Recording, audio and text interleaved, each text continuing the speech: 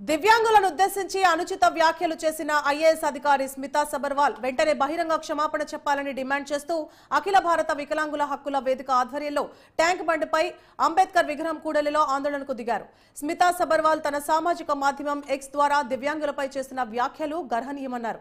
ఆమె వ్యాఖ్యలు దివ్యాంగుల మనోభావాలను దెబ్బతీయడమే కాకుండా వారి సామర్థ్యాన్ని ఆమె ప్రశ్నిస్తున్నట్లుగా వారిపై ఆమెకున్న చులకన భావాన్ని స్పష్టం చేస్తోందన్నారు సంఘం అధ్యక్షుడు కొల్లి నాగేశ్వరరావు. ప్రభుత్వంలో కీలక పదవిలో ఉండి చేసిన వ్యాఖ్యలు ఆమె వ్యక్తిగతమా లేక ప్రభుత్వ అభిప్రాయమా అని ప్రశ్నించారు.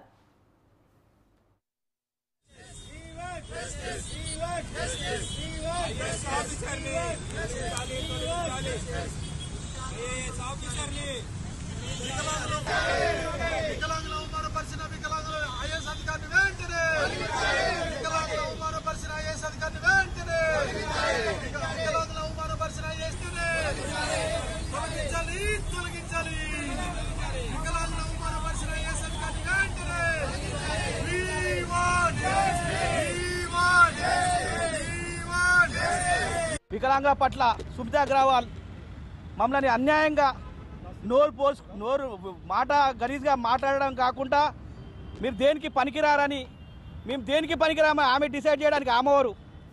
ఆమె నోరా మోరా వికలాంగులను అన్యాయంగా అవమానపరచడం కాకుండా వికలాంగులు దేనికి పనికిరారు నువ్వు డిసైడ్ చేయడానికి నువ్వెవరు?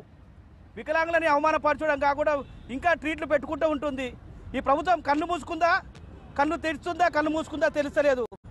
వికలాంగుల పట్ల ఇంత అన్యాయంగా మాట్లాడినందుకు ఆమెను వెంటనే శిక్షించాలని ప్రభుత్వాన్ని కోరుతున్నాం. దివ్యాంగుల్ని అవమానపరుస్తూ వాళ్ళ మీద అనేక రకాలుగా ట్వీట్ చేసినటువంటి ఐఏఎస్ అధికారి శ్రీమతి స్మితా సబర్వాల్ని రాష్ట్ర ప్రభుత్వం విధుల నుండి వెంటనే తొలగించాలని మేము అఖిల భారత వికలాంగుల హక్కుల వేదిక డిమాండ్ చేస్తుంది.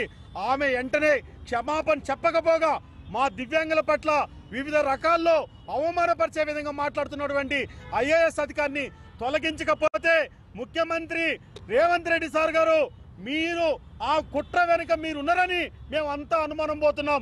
వెంటనే ఆమె చేత క్షమాపణ చెప్పించాలి. లేకపోతే ఆమె ద్వారా ఒక రాష్ట్ర ప్రభుత్వం వెంటనే షోకాజ్ నోటీస్ ఇవ్వాలని కూడా అఖిల భారత వికలాంగుల హక్కుల వేదిక డిమాండ్ చేస్తుంది. అంతేకాదు ఈరోజు దివ్యాంగుల పట్ల ఏ మాత్రం ప్రేమ ఉంటే రాష్ట్ర ప్రభుత్వం దిగొచ్చి రాష్ట్ర ప్రభుత్వం అయినా స్పందించాలని మేము డిమాండ్ చేస్తున్నాం. అంతేకాకుండా శ్రీమతి సుబ్రవాల్ గారు ఒక్కసారి ఆలోచించండి. ఒక్కసారి మీరు కళ్ళు లేకుండా 24 గంటలు మీరు జీవిస్తారా అని మేము ఈరోజు ప్రశ్నిస్తున్నాం. ఒక్కసారి ఒక కాలు లేకుండా, ఒక చేయి లేకుండా, మాటలు రాకుండా జీవించగలుగుతామని మేము ఈరోజు నిన్ను ప్రశ్నిస్తున్నాం.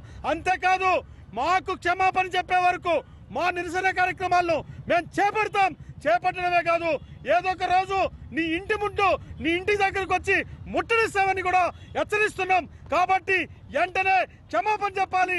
దానికి రాష్ట్ర ప్రభుత్వం కూడా స్పందించి రాష్ట్ర ప్రభుత్వం కూడా ఒక నోటీస్ ఇవ్వాలని కూడా రాష్ట్ర ప్రభుత్వాన్ని అఖిల భారత వికలాంగుల హక్కుల వేదిక డిమాండ్ చేస్తుంది.